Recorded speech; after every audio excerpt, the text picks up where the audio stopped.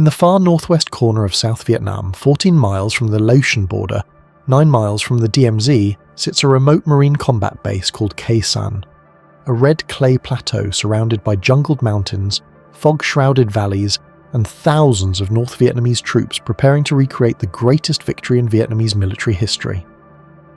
The year is 1968. The parallels to Dien Bien Phu are impossible to ignore. In 1954, General von Nguyen Giap besieged a French fortress in a remote valley, surrounded it with artillery hidden in the hills, pounded it into submission after 57 days, and forced France out of Indochina. The victory shocked the world and ended colonialism in Southeast Asia. Now 14 years later, Giap is trying again. Same strategy, same tactics, same commander. But this time, the enemy is not France. It is the United States of America. And this time, the Americans are not going to lose. Or are they? The fire base at the end of the world. Khe Sanh Combat Base sits astride Route 9, the only major road connecting the coast to Laos. The base guards approaches to Da Nang and Hue. It serves as a jumping-off point for reconnaissance teams running missions into Laos along the Ho Chi Minh Trail.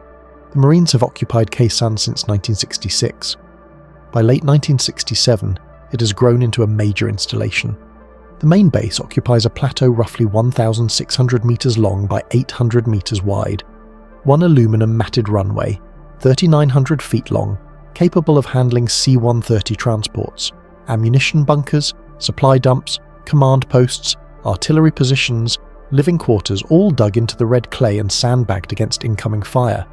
Defending the base, the 26th Marine Regiment, commanded by Colonel David Lowndes, approximately 6,000 Marines and South Vietnamese Rangers, artillery support from 105mm and 155mm howitzers. The base is strong, well supplied, heavily armed, surrounding Khe Sanh in the mountains and valleys. The 304th NVA Division, elements of the 325C NVA Division, the 324th NVA Division. Estimates range from 20,000 to 40,000 North Vietnamese troops. They have spent months moving into position secretly under jungle canopy, invisible to American reconnaissance. They bring with them heavy artillery, Soviet 130mm field guns, 152mm howitzers, rockets, mortars, all positioned in caves and bunkers on the reverse slopes of mountains, immune to airstrikes, all pre-registered on every building, every bunker, every position at Khe Sanh. The trap is set. The hill fights. April to May 1967. Before the main siege begins, NVA forces test marine defences in a series of brutal battles for the high ground surrounding Khe Sanh. 3 hills in particular: Hill 861, Hill 881 South, Hill 881 North. The numbers refer to their height in metres. Whoever controls these hills controls the approaches to Khe Sanh and the observation of the base. April 24th, 1967. Marines from 1st Battalion, 9th Marines launch an assault on Hill 861. The NVA are dug in with bunkers, trenches, interlocking fields of fire. The Marines attack uphill under heavy fire. Artillery and airstrikes pound the summit, but the NVA hold. Fighting is close quarters, grenades, flamethrowers. The Marines take the hill, but at severe cost. 155 casualties to secure one hilltop. The pattern repeats at Hills 881 South and 881 North. The battles drag through late April and early May. Marines assault, NVA defend. Artillery and napalm devastate the jungle. Eventually the Marines take the hills and establish fire support bases, but the cost is high, over 900 Marine casualties. The hills are held, but barely. The message is clear. The NVA are willing to fight for this ground. They are not guerrillas hiding in tunnels. They are regular forces with heavy weapons prepared for sustained combat, and they are not going away. The siege begins January 21st, 1968. By early January 1968, intelligence reports indicate massive NVA build-up around Khe Sanh. Reconnaissance teams spot truck convoys on the Ho Chi Minh Trail. Signals intercepts reveal multiple regiments moving into assault positions. Prisoners report their units are preparing for a major offensive. General William Westmoreland, commander of US forces in Vietnam, reinforces Khe Sanh. The 26th Marines are brought to full strength. Additional artillery batteries arrive. Supplies are stockpiled. Defensive positions are improved. By mid-January, Khe Sanh is as ready as it can be. January 20th. An NVA officer, Lieutenant Lathan Tonk, walks out of the jungle and surrenders to Marine sentries. He carries detailed information. The 304th NVA Division is positioned around Khe Sanh. The attack will begin soon. The objective: overrun the base, annihilate the defenders, recreate Dien Bien Phu. Colonel Lowndes immediately orders maximum alert. Marines man fighting positions. Artillery crews stand by their guns. Everyone waits. 0530 hours, January 21st, 1968. The sky lights up. NVA artillery and rocket fire slams into Khe Sanh. Hundreds of rounds in the first minutes. 130mm shells, 122mm rockets, mortars. Explosions walk across the base. Bunkers collapse. Buildings disintegrate. Marines scramble for cover as the world explodes around them. At 0540 hours, a direct hit on the main ammunition dump. 1,500 tons of artillery shells, mortar rounds, explosives detonate in a cataclysmic explosion. The blast is visible from miles away. A mushroom. Cloud rises over Khe Sanh. Secondary explosions continue for hours as ammunition cooks off in the fire. The sound is continuous thunder. The base is in chaos. Ammunition for the artillery is destroyed. Tear gas canisters rupture, contaminating entire sections. Fires burn out of control. Marines try to fight the blaze while incoming shells continue to fall. By noon, the damage is assessed. The ammunition dump is gone. Casualties from the explosion and bombardment. 18 Marines killed, 40 wounded. More importantly, 90% of the base's ammunition reserves are destroyed. Khe Sanh is in crisis before the ground assault even begins. Lowndes radios for emergency resupply. Transport aircraft are diverted. Ammunition must be flown in immediately, or the base cannot defend itself. The siege of Khe Sanh has begun. It will last 77 days. Operation Niagara, the waterfall of bombs. In Washington, President Lyndon Johnson watches the siege unfold with obsession. He has a sand table model of Khe Sanh built in the White House Situation Room. He spends hours studying it, moving pieces, demanding updates every few hours. The word Dien Bien Phu haunts him. He tells the Joint Chiefs of Staff, "I don't want any damn Dien Bien Phu." He extracts a written guarantee from the chiefs that Khe Sanh will not fall. The chairman, General Earl Wheeler, signs it personally. The political stakes are enormous. Westmoreland sees Khe Sanh differently, not as a trap but as an opportunity. The NVA have concentrated their forces. They are visible, fixed, vulnerable to American firepower. Westmoreland orders the largest sustained aerial bombardment in military history, Operation Niagara. The name is deliberate. Niagara Falls. A waterfall of bombs, January 22nd. The bombing begins. B-52 Stratofortresses fly from bases in Guam and Thailand. Each aircraft carries 27,000 kilograms of bombs. They carpet bomb in 3 plane cells, dropping 81,000 kilograms per mission. The explosions create craters 10 meters deep, 30 meters across. Entire hillsides collapse. Jungle ceases to exist. The B-52s fly round the clock. Every 90 minutes, 3 aircraft appear overhead and obliterate a target. The bombing is so precise, so constant, that Marines at Khe Sanh set their watches by it. The ground shakes continuously. Sleep is impossible. The psychological effect on the NVA must be devastating. But it is not just B-52s. Tactical fighters join in. F-4 Phantoms, F-100 Super Sabres, a 4 Skyhawks from Navy carriers, a 1E Sky Raiders. Each flies multiple sorties per day. They drop napalm, high explosive bombs, cluster munitions. They fire rockets. Strafe with 20mm cannons. Marine artillery from Khe Sanh fires continuously. The 105mm howitzers shoot over 1,000 rounds per day. The 155mm guns fire as fast as crews can load. The barrels glow, red. Water is poured on them to prevent warping. Artillery forward observers call fire missions on any suspected enemy position. If movement is detected, shells follow within minutes. The surrounding hills are pounded into moonscapes. The numbers are staggering. During the 77-day siege, US forces deliver more ordnance on the area around Khe Sanh than was dropped during the entire Korean War. Over 100,000 tons of bombs, nearly 2,700,000 rounds of artillery, the most bombed target in human history. Yet the NVA remain, hidden in caves, dug into reverse slopes, dispersed through the jungle. They take horrific casualties, but they do not withdraw. Fresh troops infiltrate down the Ho Chi Minh Trail to replace losses. The siege continues. Life under the guns. For the Marines at Khe Sanh, every day is the same. Wake to incoming artillery, eat sea rations, man fighting positions, endure bombardment, try to sleep during brief lulls, repeat. The NVA shell the base methodically. They know the location of every building, every bunker, every trench. Rounds arrive without warning. Explosions, shrapnel, death. There is no pattern, no way to predict when the next barrage will come. The randomness creates constant stress. Marines live underground. Bunkers are reinforced with sandbags, lumber, pierced steel planking, anything that might stop shrapnel. Some bunkers have 10 feet of overhead cover. Even these are not safe. A direct hit from a 130mm shell will penetrate and collapse them. The base becomes a maze of trenches and tunnels. Marines move through covered ways to avoid being caught in the open during bombardment. Supply runs from the airstrip to positions require sprints between shelters. Casualties occur daily. Resupply is critical and dangerous. The airstrip is under constant threat. NVA artillery observers watch from the hills. When aircraft land, shells rain down. C-130 transports make combat landings. They touch down, taxi to unloading points without stopping engines, drop ramps, offload pallets, and take off as fast as possible. Time on ground, 3 to 5 minutes. Some aircraft are hit. On February 10th, a C-130 is struck by artillery while taxiing.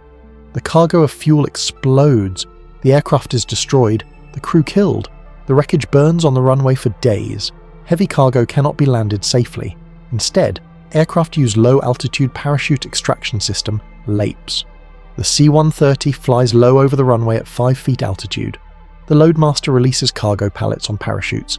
The chutes deploy and yank the pallets out the rear of the aircraft. The plane climbs away. The pallets crash onto the runway. Containers burst open, but the cargo survives. Marines recover it under fire. Helicopters are even more vulnerable. They fly resupply missions daily, bringing ammunition, food, water, and extracting wounded. Door gunners fire continuously during approach and take off to suppress ground fire.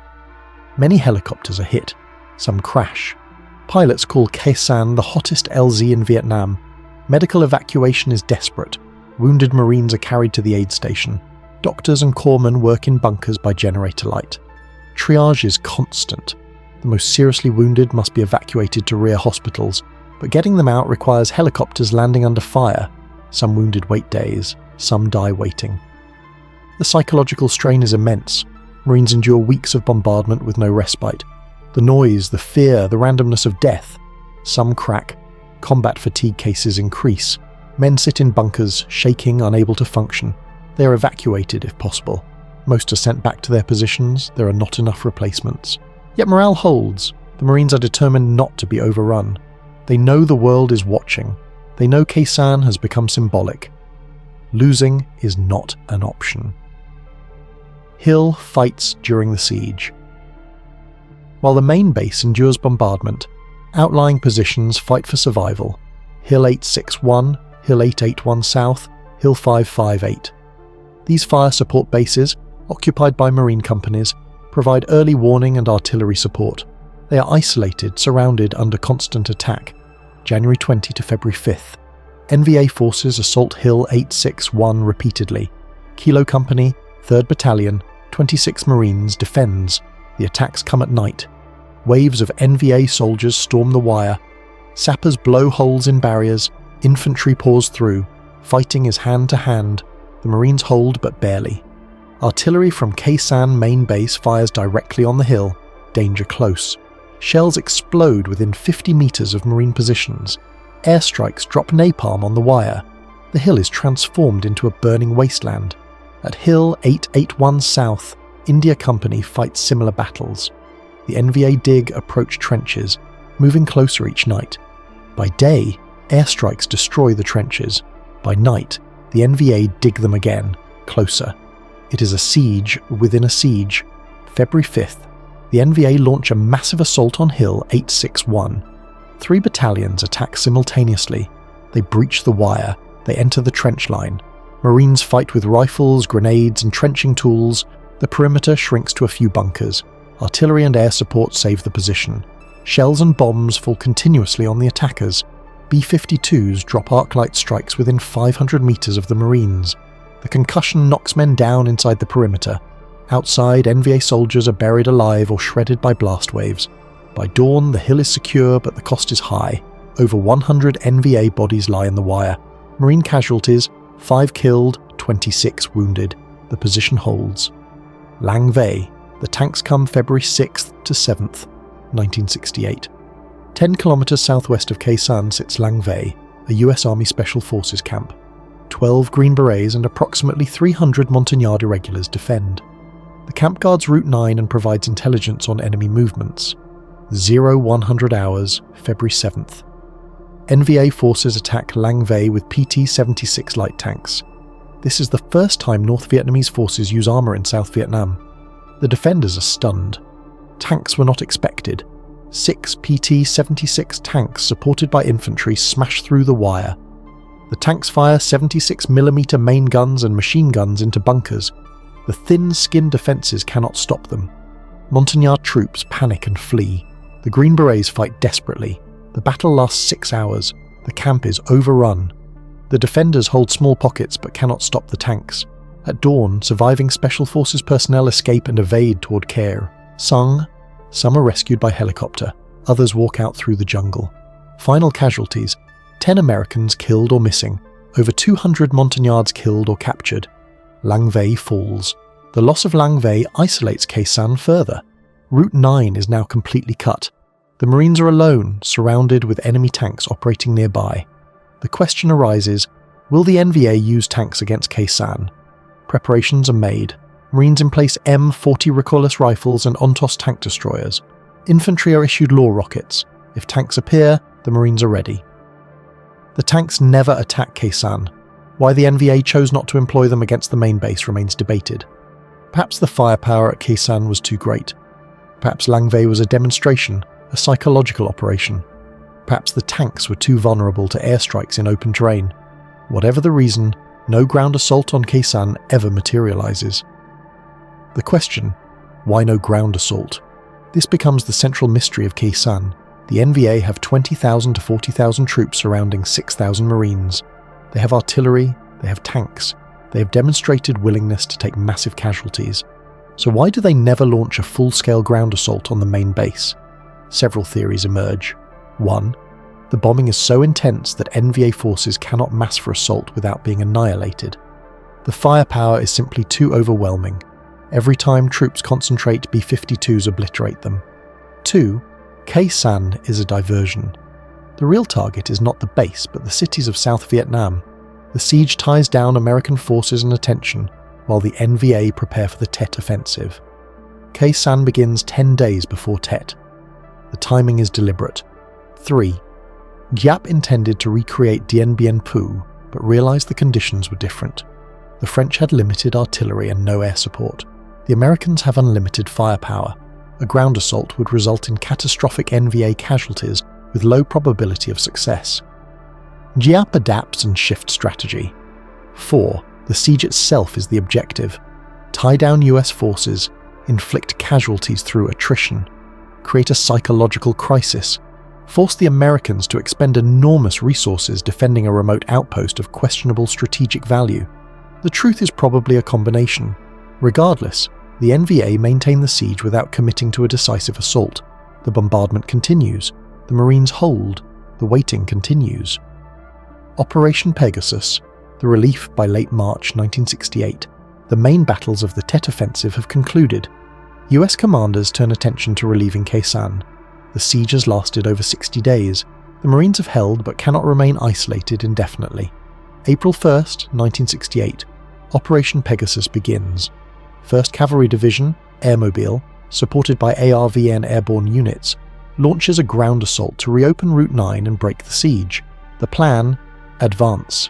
West from Kha Lu along Route 9, fight through NVA positions, link up with Marines at Khe Sanh. Simultaneously, Marines at Khe Sanh will attack east to meet the relief column. The 1st Cav employs the same tactics that succeeded at Ia Drang. Helicopter assaults, air mobile infantry, overwhelming firepower. They leapfrog artillery bases forward, each one supporting the next advance. NVA resistance is lighter than expected. The bombing has taken a toll. Many NVA units have withdrawn toward Laos to refit and replace casualties. Those that remain fight but cannot stop the 1st Cav. April 6. The 1st Cav Air assaults into Landing Zone Stud, constructing a forward base. They push west. April 8. Elements of 1st Battalion, 9th Cavalry make contact with Marines from Khe Sanh near the village of Khe Sanh. The siege is broken. After 77 days, the Marines are relieved. The casualties for the entire siege: US forces, 205 Marines killed, 1,668 wounded, approximately 30 aircraft lost. NVA forces, estimated 10,000 to 15,000 killed, though exact figures are unknown. Some estimates run as high as 20,000. The kill ratio favours the Americans. The base was held, the siege was broken. By every tactical measure, Khe Sanh is a US victory, but strategic questions linger.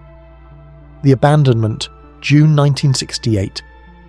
Just 2 months after the siege is broken, the US makes a controversial decision. Khe Sanh will be evacuated. The base will be dismantled. The position, defended at such cost, will be abandoned. The reasons are multiple. Route 9 remains vulnerable to interdiction.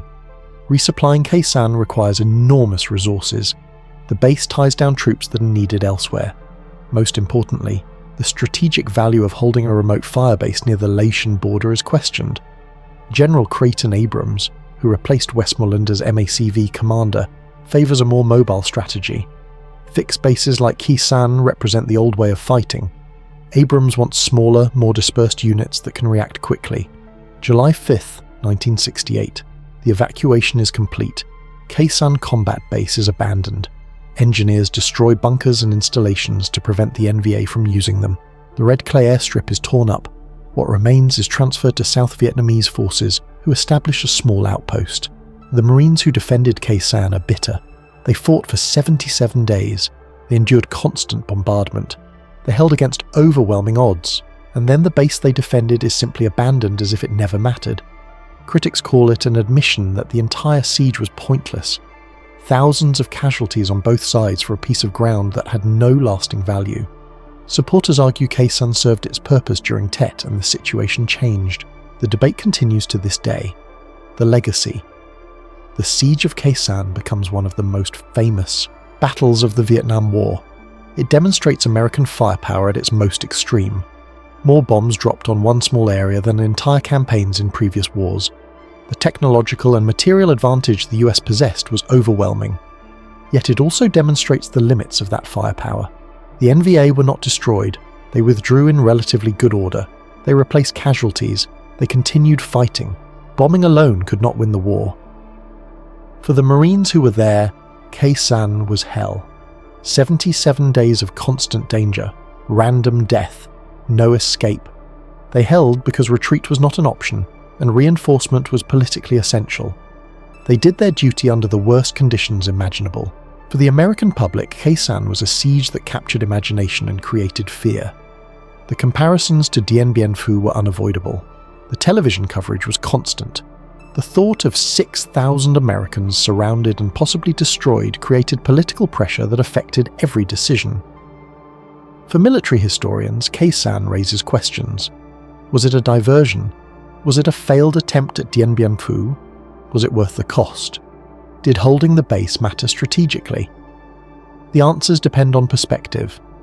What is certain, Khe Sanh represents the Vietnam War in microcosm. Superior American firepower and technology, confronting determined Vietnamese willingness to absorb casualties, tactical success combined with strategic ambiguity, political concerns driving military decisions, and ultimately, the question of whether any of it mattered. The 77-day siege ended in April 1968. The base was held, the Marines prevailed, the NVA withdrew. By every measurable standard, America won. But 2 months later, the base was abandoned, and the war continued for 7 more years. That is the paradox of Khe Sanh.